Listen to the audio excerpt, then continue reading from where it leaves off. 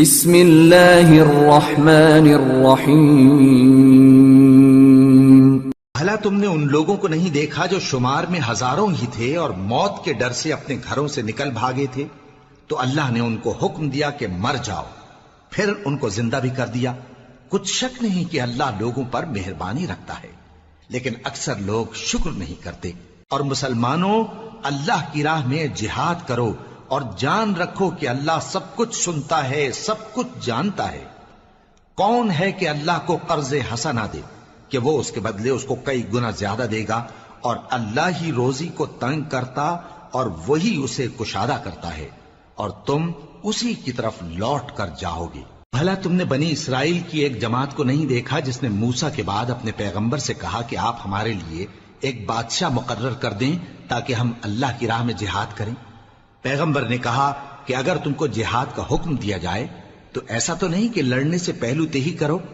وہ کہنے لگے کہ ہم اللہ کی راہ میں کیوں نہ لڑیں گے جبکہ ہم وطن سے خارج اور بال بچوں سے جدا کر دیے گئے۔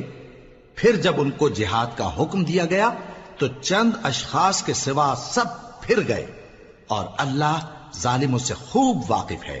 اور پیغمبر نے ان سے یہ بھی کہا کہ اللہ نے تم پر طالوت کو بادشاہ مقرر فرمایا ہے۔ وہ بولے کہ اسے ہم پر بادشاہی کا حق کیوں کر ہو سکتا ہے؟ اس سے بڑھ کر بادشاہی کے مستحق تو ہم ہیں، اور اس کے پاس تو بہت سی دولت بھی نہیں۔ پیغمبر نے کہا کہ اللہ نے اس کو تم پر فضیلت دی ہے اور بادشاہی کے لیے منتخب فرمایا ہے۔ اس نے اسے علم بھی بہت سا بخشا ہے اور تن و توش بھی بڑا عطا کیا ہے، اور اللہ کو اختیار ہے جسے چاہے بادشاہی بخشے، وہ بڑا کشائش والا ہے، دانا ہے۔ اور پیغمبر نے ان سے کہا کہ ان کی یعنی طالوت کی بادشاہی کی نشانی یہ ہے کہ تمہارے پاس وہ صندوق آئے گا جس کو فرشتے اٹھائے ہوئے ہوں گے۔ اس میں تمہارے پروردگار کی طرف سے تسلی بخشنے والی چیز ہوگی، اور کچھ اور چیزیں بھی ہوں گی جو موسیٰ اور ہارون چھوڑ گئے تھے۔ اگر تم ایمان رکھتے ہو تو یہ تمہارے لیے ایک بڑی نشانی ہے۔ غرض جب طالوت فوجیں لے کر روانہ ہوا تو اس نے ان سے کہا کہ اللہ ایک نہر سے تمہاری آزمائش کرنے والا ہے۔ جو شخص اس میں سے پانی پی لے گا اس کی نسبت تصور کیا جائے گا کہ وہ میرا نہیں، اور جو نہ پیے گا وہ سمجھا جائے گا کہ میرا ہے۔ ہاں، اگر کوئی ہاتھ سے چلو بھر پانی لے لے تو خیر۔ جب وہ لوگ نہر پر پہنچے تو چند آدمیوں کے سوا سب نے پانی پی لیا۔ پھر جب طالوت اور مومن لوگ جو اس کے ساتھ تھے نہر کے پار ہو گئے تو کہنے لگے کہ آج ہم میں جالوت اور اس کے لشکر سے مقابلہ کرنے کی طاقت نہیں۔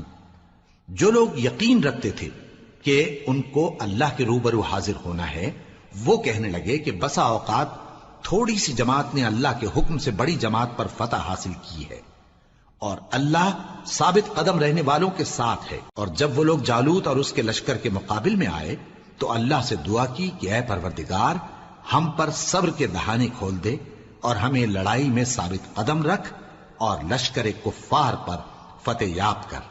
تو طالوت کی فوج نے اللہ کے حکم سے ان کو شکست دے دی، اور داؤد نے جالوت کو قتل کر ڈالا، اور اللہ نے ان کو بادشاہی اور دانائی بخشی اور جو کچھ چاہا سکھایا۔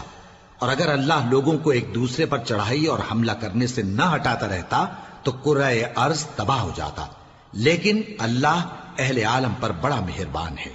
یہ اللہ کی آیتیں ہیں جو ہم تم کو سچائی کے ساتھ پڑھ کر سناتے ہیں، اور اے محمد صلی اللہ علیہ وآلہ وسلم، تم بلا شبہ پیغمبروں میں سے